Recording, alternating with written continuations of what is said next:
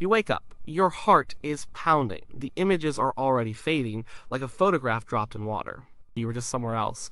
You were flying over a city made of glass. Or maybe you were back in your childhood home, but all the rooms were rearranged. You were talking to your grandfather, who passed away 10 years ago. It felt completely real. And then, in a blink, it's gone. You're in your bed. The sun is coming through the window. It was just a dream. We all do it. Every single night, we shut our eyes and slip into another world. A world built by our own minds, where the laws of physics don't apply and the cast of characters is drawn from the deepest corners of our memory. We spend about a third of our lives asleep, and a good chunk of that time is spent dreaming. For something so common, it's one of the biggest mysteries we have. Why? Why do we dream? It's a question people have been asking forever, and there's no single, simple answer. If you ask a neuroscientist, a psychologist, and a historian, you'll get 3 different stories. But each story gives us a piece of the puzzle. The truth is likely a mix of all of them. It seems our brains aren't just shutting down for the night, they're busy, and dreaming is the strange, beautiful, and sometimes terrifying evidence of that work. Long before we had brain scanners and sleep labs, people thought about dreams. They had to. The experience is too powerful to ignore. For ancient cultures, dreams weren't just random brain noise. They were messages. They were a connection to a world beyond our own. In ancient Mesopotamia, people believed dreams were sent by gods and demons. A good dream could be a blessing or a helpful prophecy. A nightmare could be a warning of divine anger. They even had professional dream interpreters who would help people figure out what the gods were trying to say. The ancient Egyptians felt the same way. They saw dreaming as a form of travel, where the soul would leave the body and wander in a spiritual realm. They wrote down their dreams on papyrus, creating some of the first dream diaries. They believed that by understanding their dreams, they could see the future or get advice from the gods. To them, a dream wasn't something your brain made, it was something you received. The Greeks and Romans carried on this tradition. They built special temples where people could go to sleep and have their dreams interpreted. They believed the god of medicine, Asclepius, could send them healing dreams, but they also started to think a little more scientifically. The philosopher Aristotle, for example, suggested that dreams might not be from the gods at all. He thought they were more like echoes of the things we experience during the day. The sensations we feel, the things we worry about, they all linger in our minds and bubble up in our sleep. He was one of the first to suggest that dreams come from within us, not from outside. This tension between the mystical and the biological has defined our relationship with dreams for centuries. For a long time, the spiritual view held sway, but as science advanced, people started looking for answers inside the human brain itself.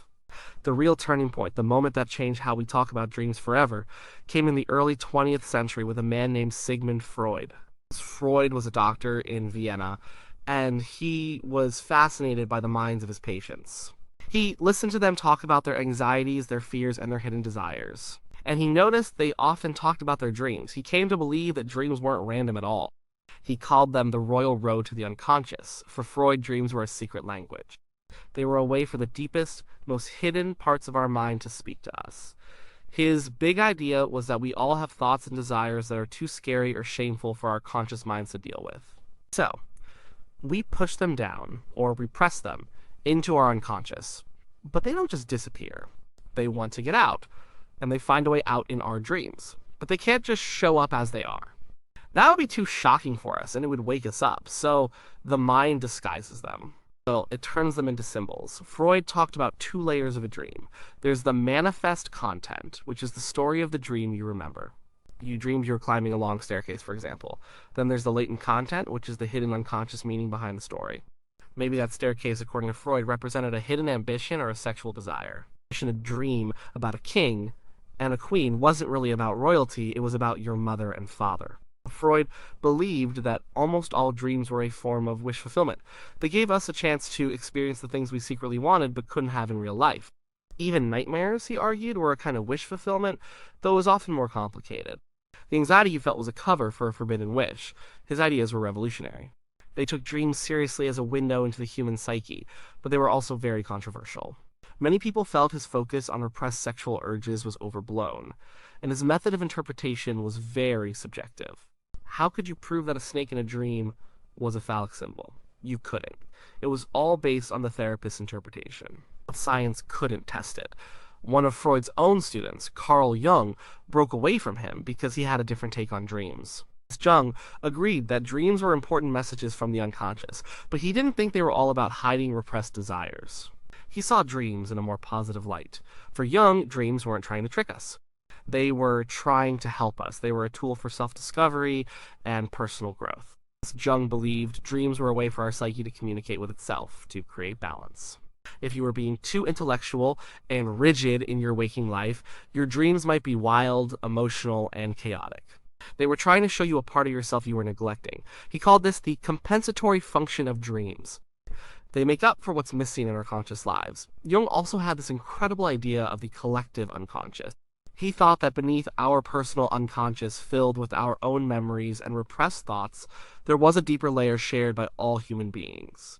It's filled with ancient, universal patterns and symbols he called archetypes. These are characters like the wise old man, the hero, the trickster, the great mother. Jung believed these archetypes often show up in our dreams, connecting us to a vast, shared human experience. So when you dream of a wise figure giving you advice, you're not just dreaming about your grandfather, you might be tapping into a universal human symbol of wisdom.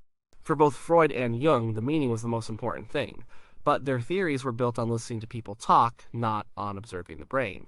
In the 1950s, everything changed. A graduate student named Eugene Aserinsky was studying sleeping infants at the University of Chicago. He noticed that at certain times during the night, their eyes would start darting back and forth beneath their eyelids. He and his professor, Nathaniel Kleitman, hooked up adults to machines that could measure brain waves and eye movements. They woke the subjects up during these periods of darting eyes and asked them what was going on. Over and over, the answer was the same: I was dreaming. They had discovered REM sleep. REM stands for rapid eye movement. It was a massive breakthrough. For the first time, dreaming was linked to a specific, measurable biological state. Scientists could now see when dreaming was most likely to happen. They learned that we don't just fall into a deep sleep and stay there. We go through a cycle of different sleep stages all night long. We drift from light sleep into deep sleep, and then we come back up into this strange REM stage where our brain waves look almost like they do when we're awake. Our heart rate and breathing become irregular, and our bodies are essentially paralyzed. This paralysis, called atonia, is a good thing. It stops us from acting out our dreams. The discovery of REM sleep opened the floodgates for scientific theories about why we dream. The focus shifted from what do dreams mean to what is the brain doing when we dream? And this led to a whole new set of answers. One of the most powerful theories today is that dreaming is all about memory. Think of your brain like an office. During the day, mail comes pouring in. New information, new experiences, new skills. It all gets piled up on the desk in your short-term memory. It's a mess. If you just kept piling things up, you'd run out of space and wouldn't be able to find anything important. You need a night clerk to come in and sort through it all. That's what your brain does during sleep. It goes through the day's experiences and decides what to keep and what to throw away. It strengthens the important memories and connections, moving them into long-term storage, like filing them away in a cabinet. It weakens or deletes the unimportant ones. This process is called memory consolidation. And many scientists believe that dreams are the side effect of this filing process. They are the screen we see as the brain sorts, connects, and discards memories. This explains why so many of our dreams are made up of bits and pieces from our day. You might see a person you pass on the street mixed with a feeling you had during a work meeting, all set in a location from a movie you saw last week. Your brain is pulling these files out and trying to figure out where they go. It's linking new information with old information. This is why sleeping on a problem often helps. Your brain is making connections between ideas that your conscious, logical mind wouldn't have made. Studies seem to back this up. Scientists have had people learn a new task, like navigating a virtual maze or playing a certain video game. They found that the people who were allowed to sleep and dream about the task performed much better on it the next day. By looking at their brain activity, they could even see patterns related to the maze firing in the sleeping brain. The brain was replaying the experience, cementing the learning. Another related idea is that dreams are a form of emotional regulation. Life is full of emotion. We get stressed, we get angry, we fall in love, we feel grief. These emotions can be overwhelming. Dreams might be a kind of overnight therapy session. During REM sleep, the brain reprocesses emotional experiences from the day, but in a different chemical environment. The levels of certain stress-related neurochemicals are much lower. This allows the brain to strip away the intense emotional charge from a memory while still holding on to the memory itself. For example, if you have a painful argument with someone, dreaming about it might help you process what happened and learn from it without reliving the full force of the anger or hurt. The dream allows you to digest the experience. This is why, after a good night's sleep, a problem from the day before often feels less intense.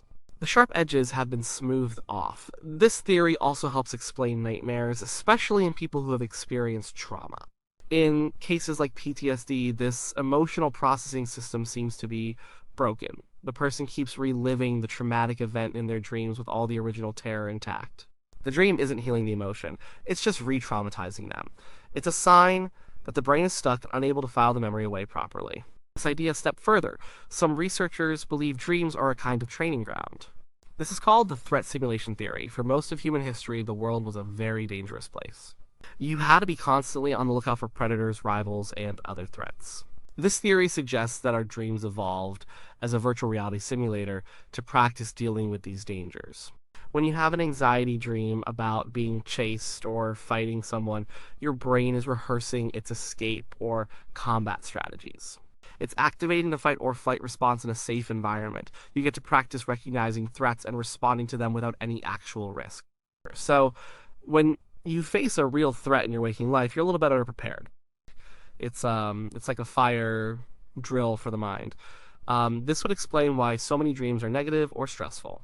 It's not because our lives are bad, it's because our brains are trying to keep us safe. But then there's a completely different take on it all. In the 1970s, two Harvard psychiatrists, Alan Hobson and Robert McCarley, proposed a theory that took almost all the meaning out of dreams. It was called the activation synthesis hypothesis. They argued that it all starts with basic biology, not with deep psychology. According to this theory, during REM sleep, the brainstem A, a primitive part of the brain, starts sending a bunch of random electrical signals up to the cortex, the more advanced thinking part of the brain. These signals are not meaningful, they're just chaotic noise, but the cortex is a meaning-making machine. That's its job, it's constantly trying to make sense of the information it receives. So when it gets hit with this storm of random signals, it does what it does best, it creates a story. It synthesizes a narrative to explain the random images, sounds, and feelings that are being activated. If the brainstem activates the neurons associated with running and then the neurons associated with fear, your cortex might create a dream of you being chased. The dream doesn't mean you're running from your problems. The dream is simply the brain's best attempt to make a coherent story out of incoherent data. This theory was a huge challenge to Freudian ideas. It suggested dreams are not messages from the unconscious, but more like a side effect of the brain's mechanics. The story of the dream isn't hiding anything, the story is the meaning created on the fly. Hobson later refined the theory, acknowledging that the stories our brains create are not completely random. They are influenced by our own memories, fears, and hopes. So the dream is still personal, but the initial trigger for it is biological, not psychological. The brain is a storyteller trying to make sense of its own internal chaos. So, we have dreams as memory filers, dreams as emotional therapists, dreams as threat simulators, and dreams as random stories. Which one is it? It's probably a bit of all of them. These theories don't necessarily cancel each other out. Dreaming is a complex process, and it likely serves multiple functions at once. While the brain is sorting memories, it could also be regulating emotions and making creative connections. It's entirely possible that the brainstem sends up random signals, and the cortex weaves them into a story that also happens to help us process the day's anxieties and solve problems. The brain is efficient. It can do many things at the same time. This brings us to the actual content of our dreams. Why are they so bizarre? Why can we fly 1 minute and be breathing underwater the next? A lot of it has to do with which parts of the brain are active and which are not. During REM sleep, the prefrontal cortex, the part of our brain right behind our foreheads, is much less active. This is the executive part of the brain. It's responsible for logic, rational thought, and self-awareness. With the logical center of your brain on a coffee break, the dream world doesn't have to make sense. You don't question why you're suddenly in a different country or why your dog is talking to you. You just accept it as reality. It's only when you wake up and your prefrontal cortex comes back online that you realize how strange it all was. At the same time, the emotional centers of the brain, like the amygdala, are highly active. This is why dreams can feel so incredibly real and powerful. The joy, the fear, the sadness, those emotions are genuine. Your brain is generating them just as it would in waking life. So you have a world with no logic but with very intense emotions. That's a recipe for some pretty strange experiences. And what about those common dreams we all seem to have? The dream of falling, of your teeth falling out, of being unprepared for a test you haven't studied for. While a Freudian might give you a very specific symbolic interpretation, a more modern view might link them to common human anxieties. The falling dream could be about a feeling of losing control in your life. The teeth dream might be related to worries about your appearance or communication. The unprepared test dream often happens to people long after they've left school, and it can represent a general fear of being judged or failing at a challenge in their work or personal life. They're not universal symbols with a fixed meaning, but reflections of common human stresses. There's also the fascinating world of lucid dreaming. This is when you become aware that you're dreaming while the dream is still happening. For most people, it's a rare and fleeting experience. You suddenly realize, hey, this is a dream. Sometimes this insight is enough to wake you up, but some people can learn to stay in the dream and even control it. They can decide to fly, to conjure up people, or to change the scenery. Lucid dreaming is more than just a fun trick. It's a valuable tool for scientists studying consciousness. It represents a hybrid state of being where parts of your conscious, self-aware mind are active within the dream state. By studying the brains of lucid dreamers, researchers can get clues about what creates self-awareness. It also offers a potential way to deal with nightmares. If you can become lucid during a nightmare, you can recognize that the threat isn't real and change the outcome of the dream. Of course, not all bad dreams are the same. There's a big difference between a common nightmare and a night terror. Nightmares usually happen during REM sleep, later in the night. They're basically just very scary dreams. When you wake up from a nightmare, you often remember it in vivid detail. Night terrors are different. They happen during the deepest stages of non-REM sleep, usually earlier in the night. Someone having a night terror might scream, thrash around, and appear to be awake and terrified. But they are deep asleep, and in the morning, they usually have no memory of it at all. It's a much more primitive fear response, disconnected from the narrative storytelling of a REM dream. So after all this, where do we land? Why do we dream? There is no single answer, and maybe there never will be. But we can paint a picture. Every night, you close your eyes and your brain begins its vital maintenance work. It starts to sort through the clutter of the day, filing away important memories and trimming away the useless ones. As it does this, it replays events to help you learn and remember. It revisits emotional moments, but with the chemical volume turned down, allowing you to process your feelings without being overwhelmed. It runs simulations of potential threats, keeping your survival instincts sharp. And while all this is happening, your primitive brainstem is sending up bursts of energy, and your highly creative, non-logical cortex is weaving it all together into a story. That story is your dream. It's a messy, chaotic, beautiful, and deeply personal collage. It's made from scraps of your day, threads of your oldest memories, echoes of your deepest fears, and glimmers of your greatest hopes. The dream is not a single thing.